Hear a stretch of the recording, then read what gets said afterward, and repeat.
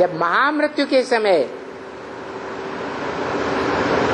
Atomic energy का अंतिम विस्फोट होगा चतुर्थ विश्व युद्ध में, तो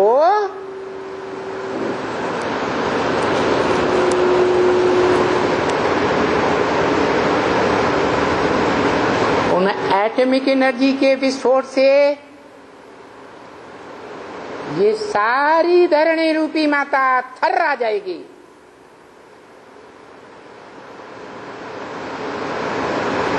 बड़े बड़े भूकंप आएंगे,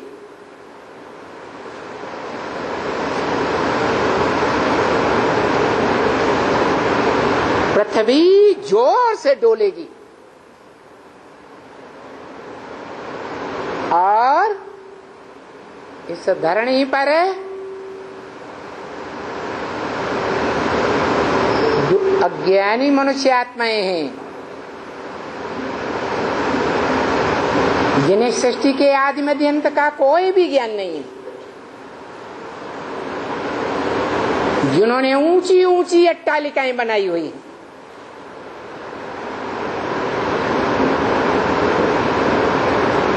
बहुत गहरे फाउंडेशन वाली अट्टालिकाएं,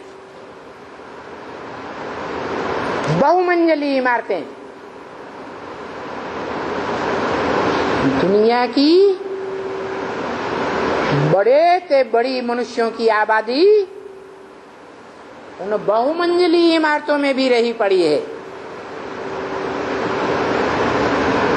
जब ऐसे बड़े से बड़े भूकंप आएंगे संसार में, तो वो बहुमंजिली इमारतें हो या एक मंजिली मकान हो, वो सब धराशायी हो जाएंगे और दुनिया का बड़े से बड़ा मनुष्य सृष्टि का विनाश कैसे होगा? भूकंप से। उसी समय एटम बमों के विस्फोट से जो दुनिया में आग पैदा होगी और ऊपर से सूरज तीव्र गति से तपेगा, सारे आकाश की ओजोन फूट पड़ेगी। उस गर्मी से जो नॉर्थ पोल और साउथ पोल में पृथ्वी के बीलों ऊंचे बर्फ के पहाड़ हैं, वो सब दरक करके समंदर में आ गिरेंगे और समंदर का तल ऊंचा उठ जाएगा, जिससे दुनिया में जो अधर्मी आए हैं, जिन्होंने दैहिक धर्मों की स्थापना की है,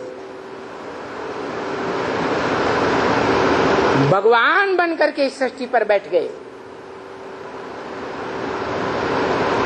ग्रेट फादर्स कहलाने लगे,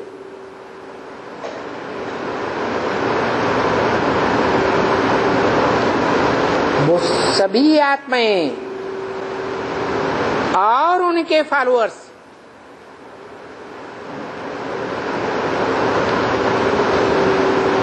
उस जलमयी में उनके धर्मखंडों सहित डूब जाएंगे। वैसे जैसे कहा जाता है बौद्ध धर्मखंड चीन जापान, क्रिश्चियन धर्मखंड यूरोप अमेरिका, अरब धर्मखंड अरब देश अफ्रीका और मुस्लिम धर्मखंड Pakistan, Afghanistan, Kazakhstan, Iraq, Iran आदि, वो सब समुद्र के गर्त में समा जाएंगे, क्योंकि झूठे धर्मखंड हैं, झूठे देहधारी धर्म पिताओं के द्वारा स्थापन किए हुए हैं।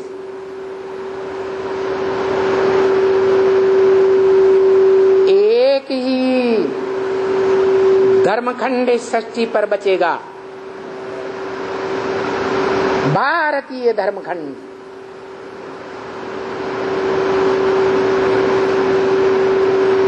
जिसका कभी विनाश नहीं होता, क्योंकि जो ट्रुथ गॉडफादर है, सत्य बाप है, जो गॉड इज ट्रुथ कहा जाता है, वो भारतीय धर्मखंड में आता है और खास भारत में आता है। वो भारत जड़ भूमि नहीं है, कोई चैतन्य आत्मा है पुरुष रूप में, जिस मुकर्रर रथ में प्रवेश करता है और नाम पड़ता है भारत। बा माने ज्ञान की रोशनी, रत माने लगा रहने वाला। जब भगवान बाप सुप्रीम सोल गॉड फादर इस सृष्टि पर आते हैं, उस संगम युग में भी वो आत्मा ज्ञान के प्रकाश में रत रहती है और चारों युगों में भी मनसा के संकल्पों में, वाचा से,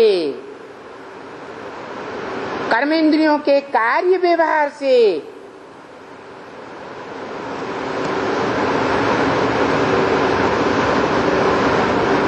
सत्य में स्थिर होकर रहती है। जिस सत्य का ज्ञान अखूट ज्ञान के भंडार से उसे प्राप्त होता है।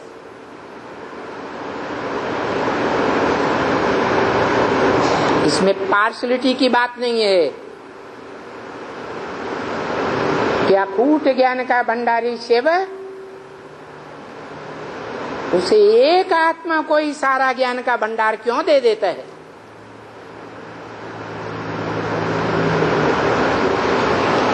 इसके लिए बताया है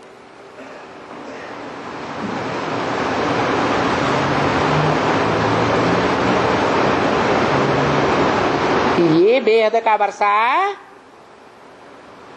इन देवी देवताओं को ही मिला हुआ है। इशारा किया लक्ष्मी नारायण के चित्र की तरफ।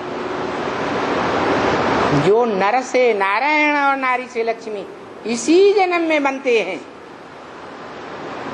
ईश्वरीय पढ़ाई को प्रायोरिटी देने के कारण, जो बाप ने 20 बार बोला, सुप्रीम सोल बाप ने, सब धंधों में है नुकसान सिवाय एक ईश्वरीय धंधे के, अर्थात पुरुषोत्तम संगम युग में जब से कोई मनुष्य आत्मा ईश्वर बाप को पहचानती है, अपने आत्मा के स्वरूप को पहचानती है, उसी क्षण से वो अपनी सारी शक्तियां, तन हो, मन हो, धन हो, समय हो, जीवन में संपर्क में आने वाले मनुष्य आत्माएं हो या कोई भी गहरे संबंधी हो, उन सब की ताकत बटोर कर ईश्वरीय सेवा में लगाती है। जो ईश्वरीय सेवा करना ब्राह्मणों का धंधा है, उन ब्राह्मणों में चोटी का ब्राह्मण जो गाया हुआ है, उसकी यादगार है एवरेस्ट चोटी कि महामृत्यु के समय जब इस संसार में इतनी आग बरसती है कि साग सागर का जल बॉइल्ड वाटर बन जाता है और कई दिन तक मूसलाधार बरसात होती है, निरंतर बरसात, तीव्र गति से बरसात। जिस बरसात की बाढ़ में सारी दुनिया के सारे धर्मखंड डूब जाते हैं।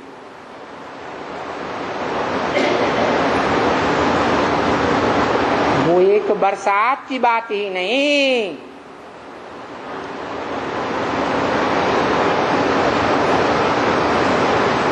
जल देवता के तामसी बनने की ही बात नहीं है।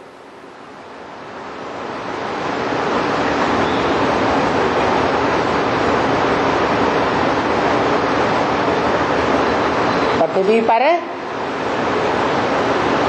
जो मीले ऊंचे पहाड़ हैं बर्फ के, साउथ पोल, नॉर्थ पोल में, वो भी दरक के समंदर में आ जाते हैं। और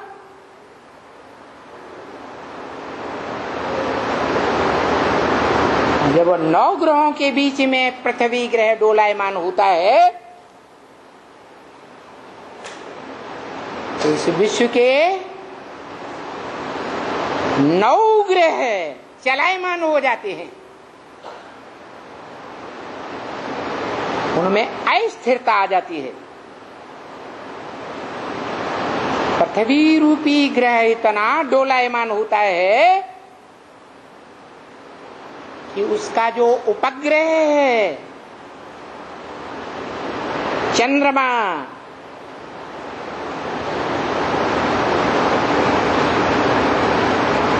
वो इतना भयभीत हो जाता है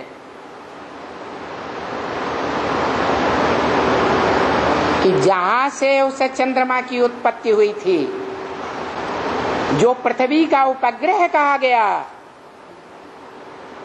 वो चंद्रमा प्रशांत महासागर से आकर जुड़ जाता है पृथ्वी में।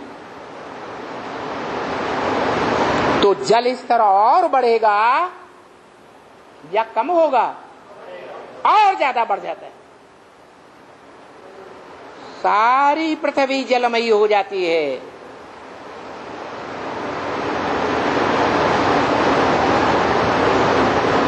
देश विदेश, भारतीय धर्मखंड, विदेशी धर्मखंड, सब जलमग्न हो जाते हैं। नदियां हो, सरोवर हो, पहाड़ हो, सब जल की बाढ़ में डूब जाते हैं। कौन बचा रहता है?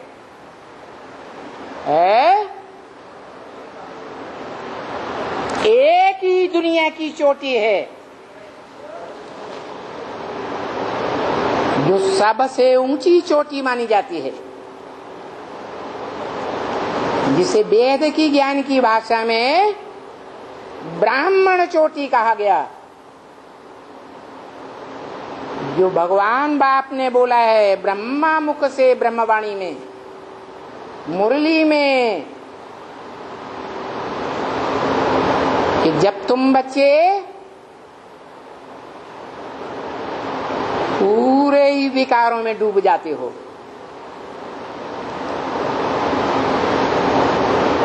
एड़ी से लेकर के